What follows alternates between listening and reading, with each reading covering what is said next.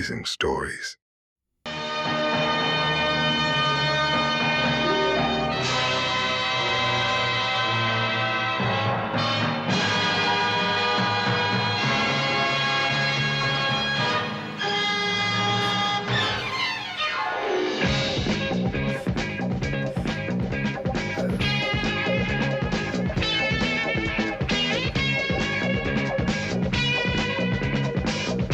Podes tocar.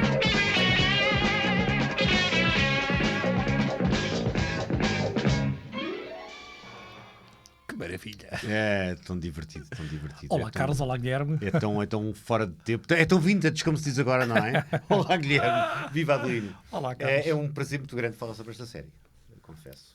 Ontem estive a rever o episódio que eu melhor recordava. Eu acho que tenho as tuas contas. Olha, belíssimo critério.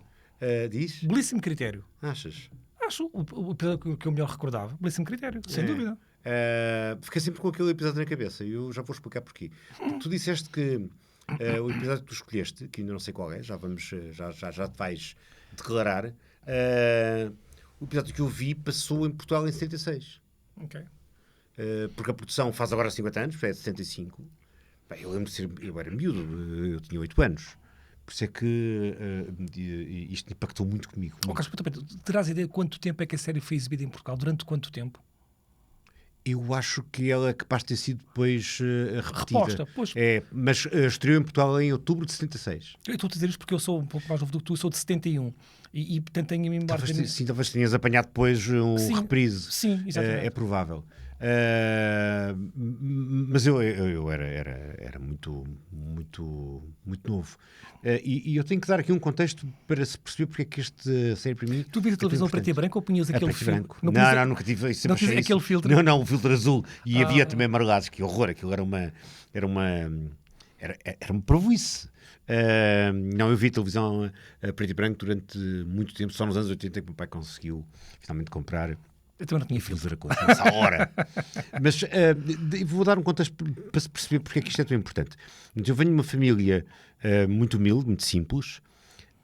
Nós não tínhamos livros em casa. Nem sequer a Bíblia. E, portanto, a cultura que eu recebi, e sobretudo a cultura narrativa, foi muito e forte pela via oral. Os meus avós eram, de facto, pessoas do outro século. E, portanto, e a minha avó nem sequer tinha rádio, quanto mais televisão. Estou a falar dos pais da minha mãe, porque, infelizmente, os outros não os cheguei a conhecer. Mas, portanto, a cultura oral é a única que verdadeiramente me dá berço. E eu nasci na maternidade Alfredo da Costa e fui viver para uma zona que hoje em dia é estupidamente suburbana, mas na altura não era nada disso. Odivelas. Porque era um deserto, tinha meio de prédios, estava a começar a nascer o mapa urbano de uma aldeiazinha que foi durante tanto tempo, à volta justamente do convento. Mas isto é importante porquê? Porque a porta que eu tinha para outros mundos era o televisor.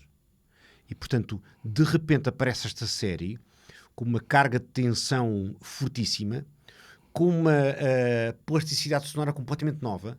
Aliás, foi das primeiras séries a usar sons sintetizados. E nota-se perfeitamente que a mistura entre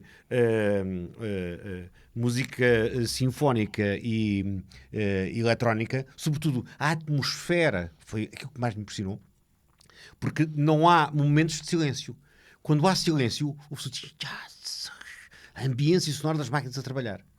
Sempre achei aquilo fascinante. E achei que era, acima de tudo, um universo coerente. Porque, na verdade, a Lua... A história é muito simples. A Lua tem uma explosão nuclear que a leva a sair da sua ligação planetária e, portanto, passa a ser verdadeiramente uma nave espacial. A nave espacial é o satélite. Isso acontece em 13 de setembro de 1999, exatamente.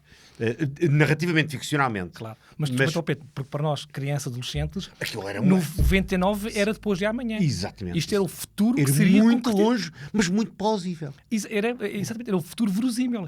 Isto vai acontecer. E as personagens eram muito bonitas. E já vou às personagens, porque as personagens são uma parte mais importante. As personagens? Sim, são modelos. Muito bonitas. Não, bonitas como personagens. personagens, eu já vou... E os atores são atores muito bonitos. Sim, mas a questão para mim não era essa. Até a roupa. Sim.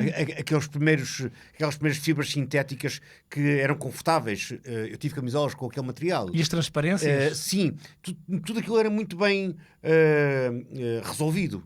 E a luz era muito bem feita. Aqueles espaços muito anos 70, com aquelas caixas de luz. É tão bonito. Mesmo neste episódio onde a luz tem que ser reduzida, que eu escolhi, funciona muito bem. O filme é bonito, não tinha nada a ver com o Star Trek, que era muito mais áspero, muito mais artificial.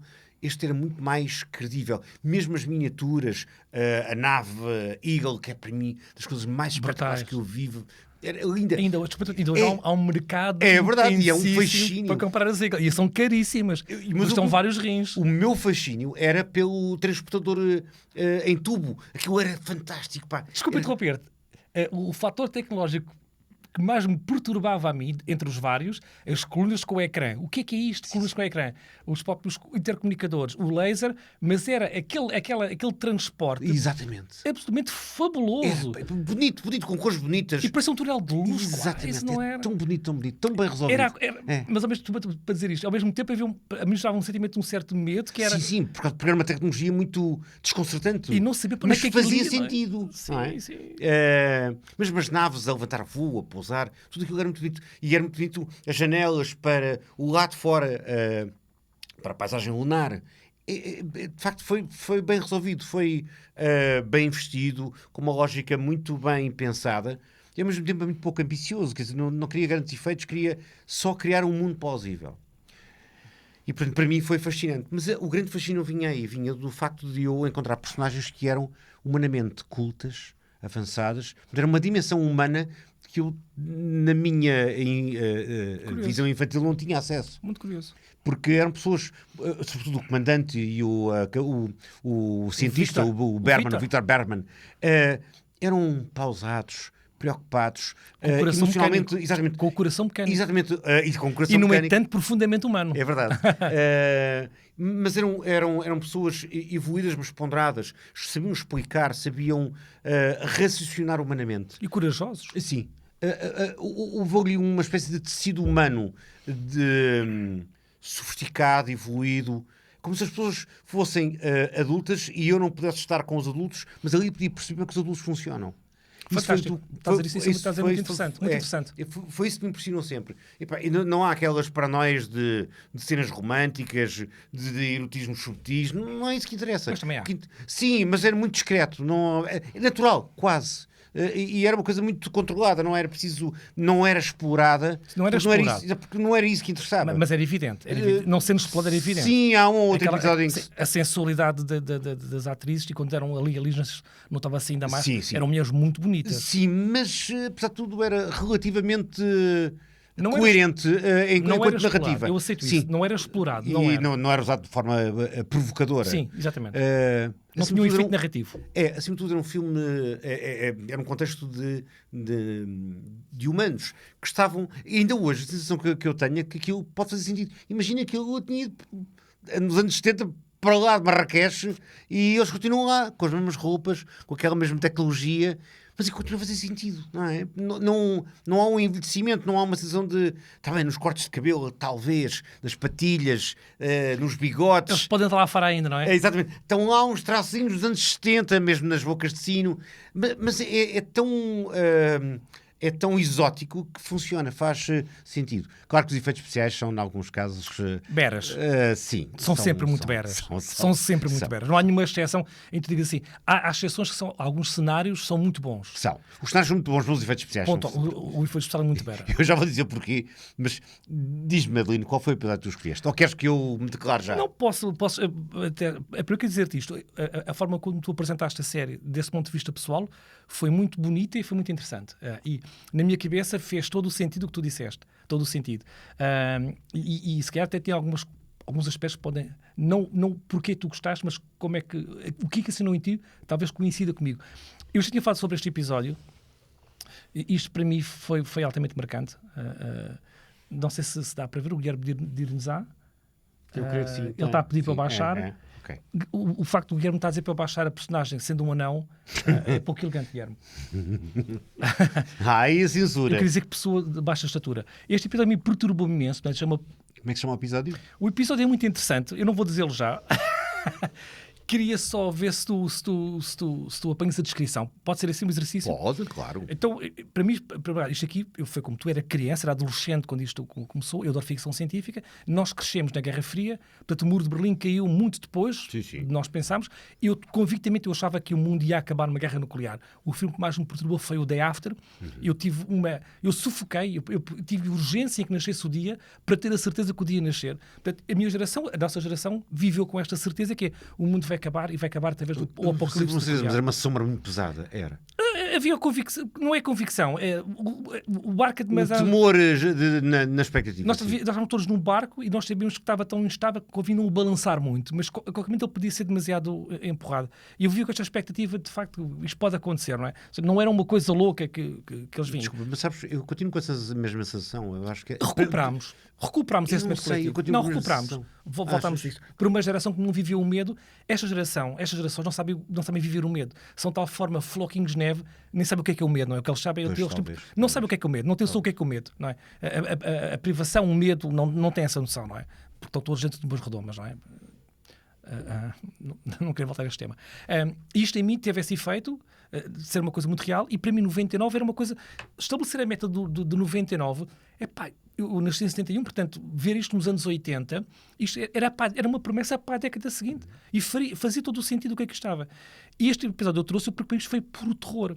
A ti teve esse efeito quase que, não sei se era pedagógico, sim, mas para mim, muito. eu tinha imenso medo de vários episódios. Medo. Sim, eu também tive.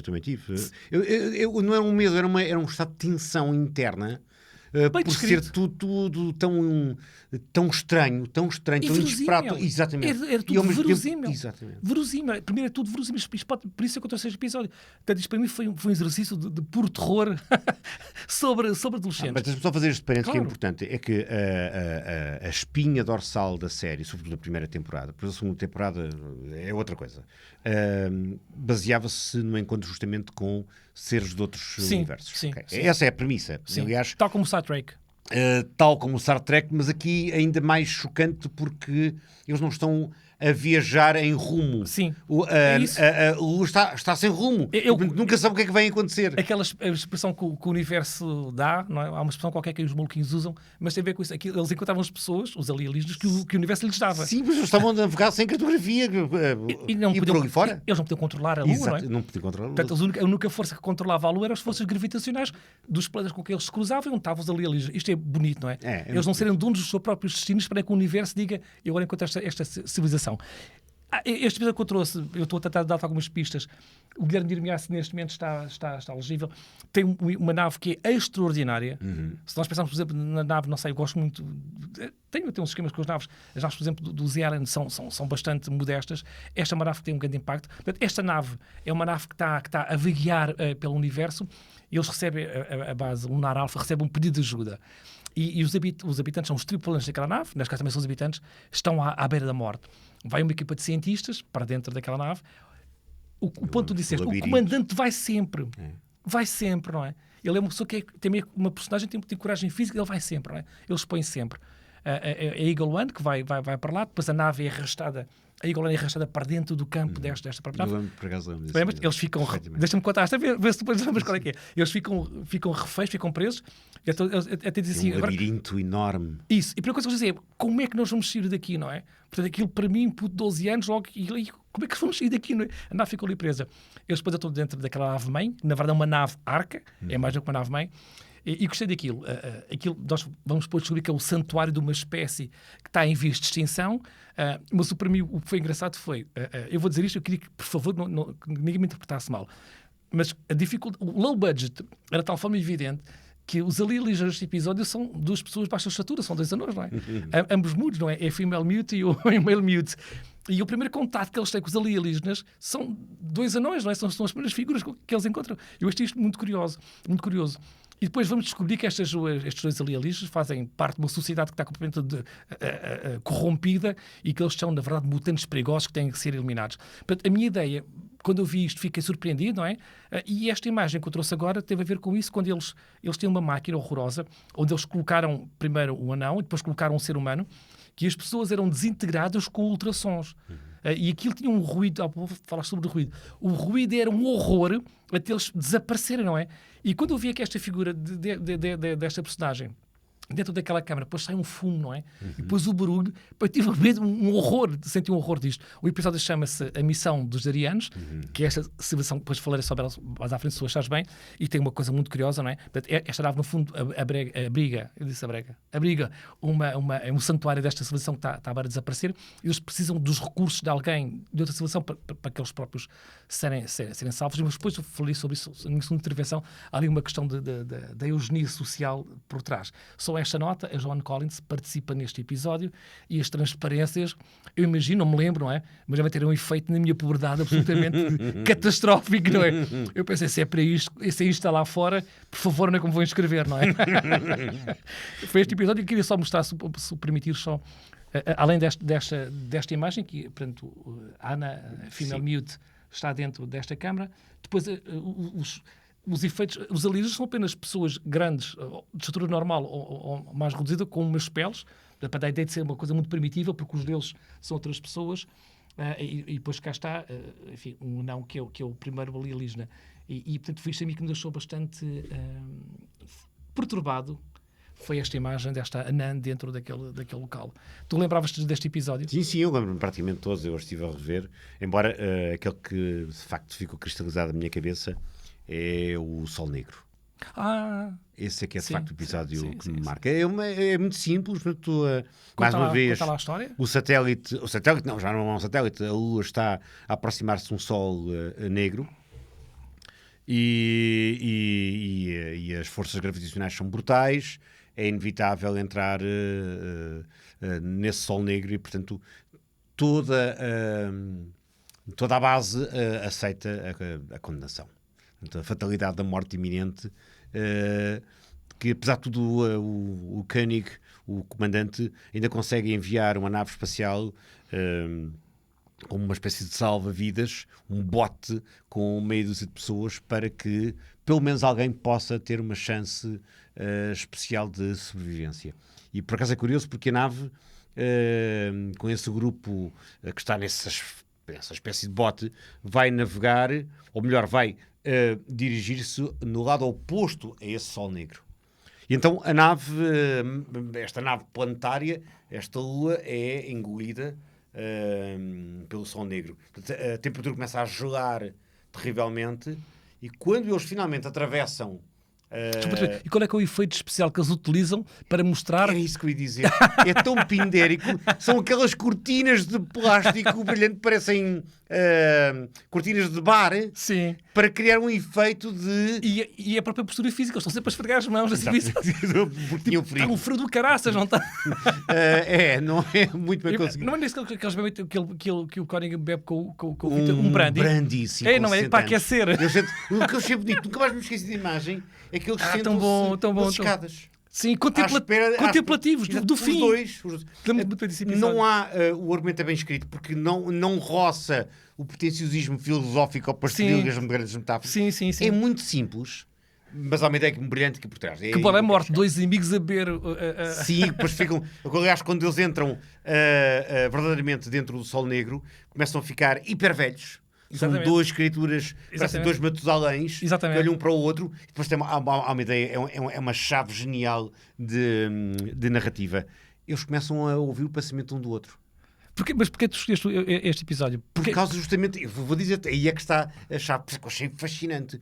À altura, quando eles estão a partilhar os pensamentos um do outro, já transcenderam a sua humanidade, o que é que se passa? Começam a ouvir uma terceira voz de uma mulher.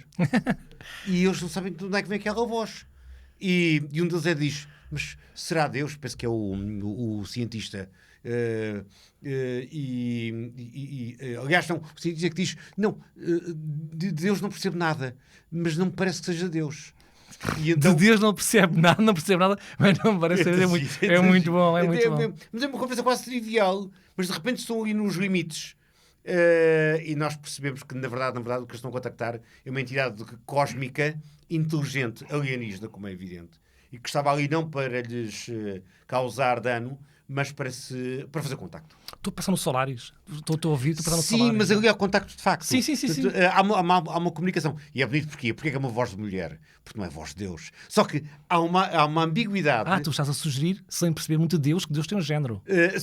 Mas é um truque que se utilizou para nós percebermos que, espera aí, se calhar é a mesma entidade alienígena. Porque se fosse Deus, a imagem que nós temos tradicional de que a voz tronante de Deus é masculina. Por acaso há um aspecto, por falar nisso agora, saltando completamente, às vezes estes achados narrativos são brilhantes. No filme Ben-Hur, Sim. quando Ben-Hur vai falar com Deus na sarça ardente, Sim. e Deus responde, sabes que voz é que foi usada para fazer De quem? a voz de Deus? A voz de Deus. Não, a voz de quem? Estás a perguntar isso? Sim. Não sei. A voz do próprio ator. Ok. Isso é bonito. Não é espetacular? É bonito. Ele ouve a sua própria voz, espelho.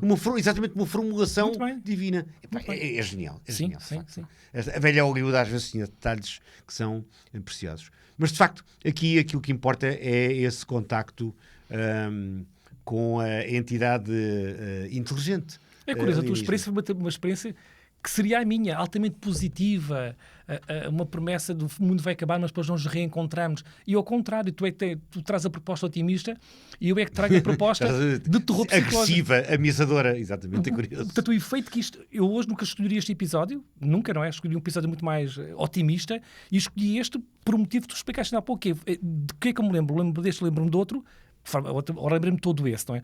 Mas daquele que me veio que fica à flor da pele, era este, não é?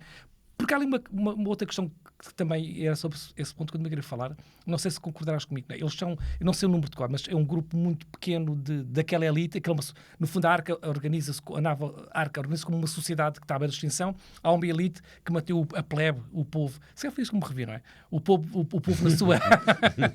Não sei, estou aqui agora a fazer uma autopsicanálise. Vive na ignorância e eles criam até um Deus, um espírito para que eles vivam naquela ilusão de que há alguma coisa a além daquilo que realmente existe. Eles têm consigo o seu ADN, portanto o ADN que guardaram, lembra um bocadinho, mal compara evidentemente, mas o Prometheus, quando ele entra naquela parte onde estão os restos da espécie humana e também da nova espécie que ele vai criar, e depois como aquilo acaba tudo ele espeta, peço pela expressão que eu vou usar, mas espeta com os cornos diretamente dentro daquilo, portanto e toda a descendência genética daquele património genético vai por aí baixo. O que eu achei interessante, porque se nós pensarmos na eugenia dos anos 30, dos anos 20 e até anteriores, para o século XIX, princípio do século XX na Alemanha... Defendidos cientificamente, okay? Com argumentação científica. Bom... Não, Carlos. Eu vou corroborar o que tu disseste anteriormente. O antissemitismo, o racismo e a eugenia são todas ideias pré-nazis, é preciso dizer isto, e estavam profundamente enraizados na sociedade alemã. E sobretudo nos meios académicos. É isso que eu vou dizer. E se nós formos fazer a história das ideias do nazismo, que o Hitler depois o que faz é agrega tudo aquilo numa ideologia que faz sentido, e a questão é, porquê é que faz sentido? Porque estava enraizado, evidentemente. Eram ideias só propagadas, como sempre, pelas elites. Quem inventou o slogan nazi de os judeus são a nossa desgraça foi um historiador. Quem inventou o termo antissemita foi um jornalista.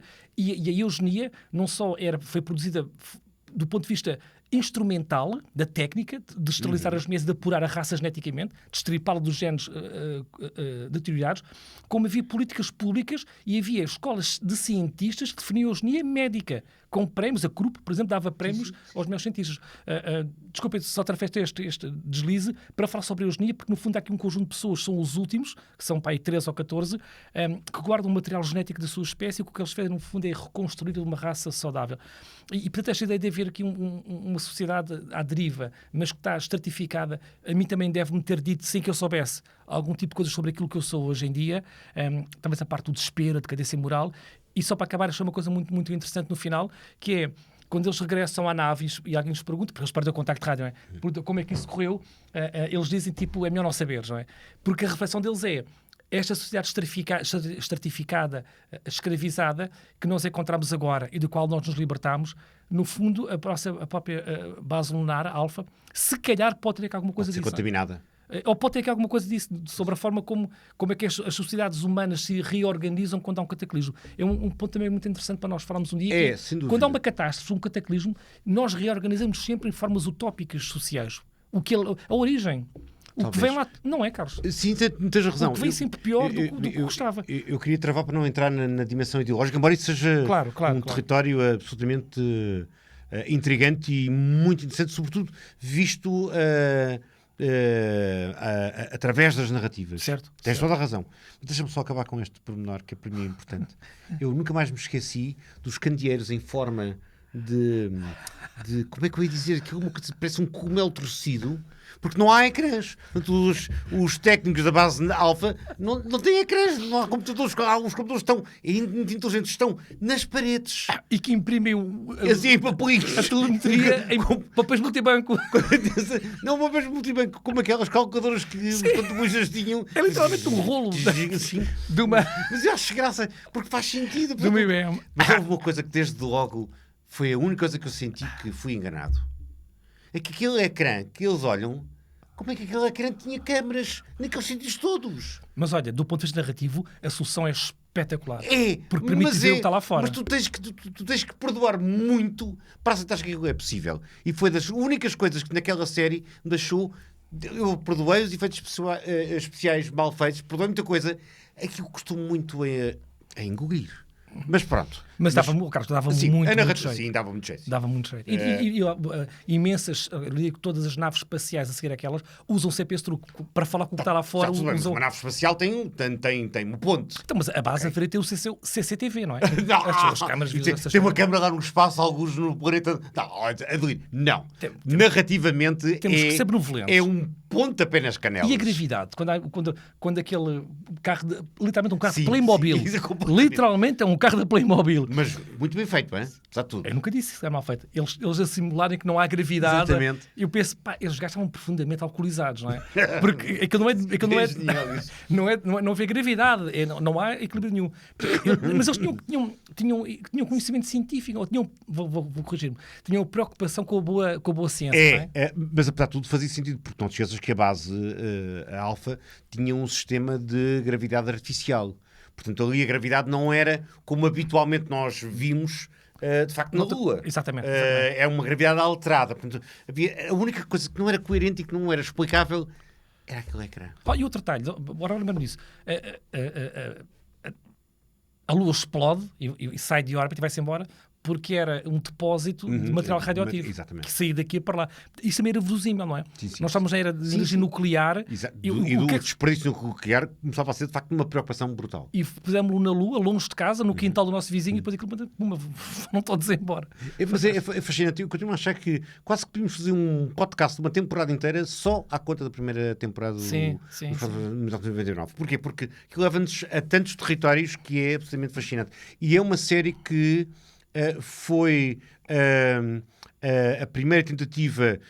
A televisão não há investimento de grande porte. É importante dizer isso, que era televisão, ou seja, tinha todos os semanas, tinha que haver um episódio novo. Exatamente, não é, apesar de ter uma grande sofisticação de produção para o que era habitual. Exatamente. Mas, quer dizer, não tinha nada que se comparasse com aquilo que era possível fazer com muito capital investido. Mas a série era muito inteligente e era muito adulta. Sim, exatamente. Em alguns aspectos até foi mais adulta do que em algumas coisas que se viu no Star Trek. Os únicos pequenos que aparecem são os anões. Desculpem dizer isto. Adelino, diz-me, o que é que propões para o próximo episódio? Então vou dar aqui um enquadramento, vamos fazer aqui um jogo, ver se estamos alinhados. Nos episódios um do outro, nós chegámos lá facilmente um ao outro, não é? Sim. O que diz muito sobre a nossa cumplicidade e a nossa afinidade. E não, sobretudo, a estima que temos por esta série, porque isso aí é uma estima partilhada. É amor. Era quase amor. Seguramente. É amor narrativo. Isso absolutamente. Então a minha proposta, vamos voltar ao preto e branco, embora depois haja várias reedições deste filme, creio que umas 3. Guerra Fria, portanto, o ambiente de Guerra Fria, disputa pela hegemonia entre os Estados Unidos e a União Soviética. E o filme trata sobre...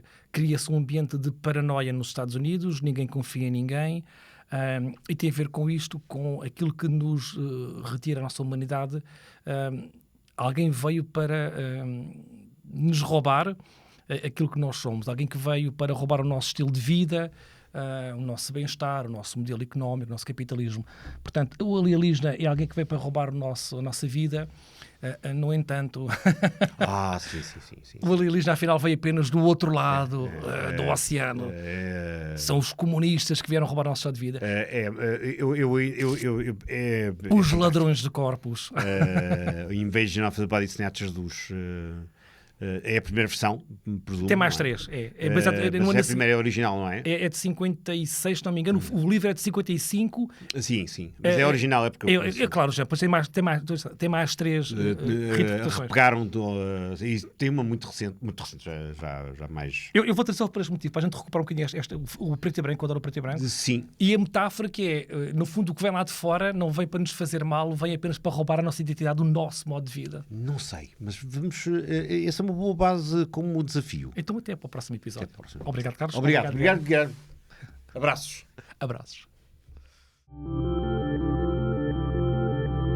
Amazing stories.